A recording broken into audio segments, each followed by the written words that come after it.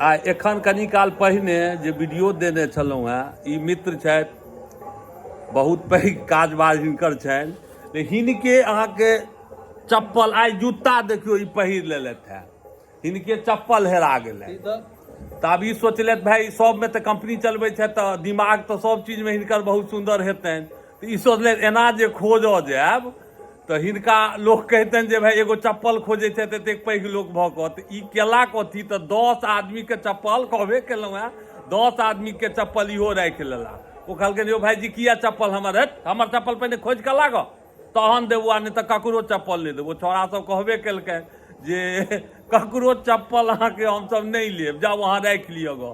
ई कहलखिन कि जे बौआ रो हम तऽ कमाइ छी, हम तऽ कीन लेब, लेकिन तोहर सबके माय बाप मारतौ जहन तहन बुझबिहीन।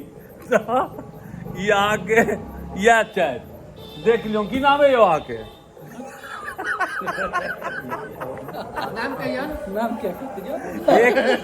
नाम कहथिन बदनामी भऽ जेतनि, बुझलियै? नाम कहबै तऽ अहाँके बदनामी भऽ जायत। एक संगे अगर सब मित्र एनाहिए बैसबै आ एक टाइम एहन गाम छै, एनाहिए हंसी मजाक चलैत रहै छै। हमसब धिया पुताके सब दोस्त सब छी। हमरा सबके गाममे काली पूजा होइ छै आ बहुत बढ़िआँ। एहि बहाने सब एकत्रित होइ छै।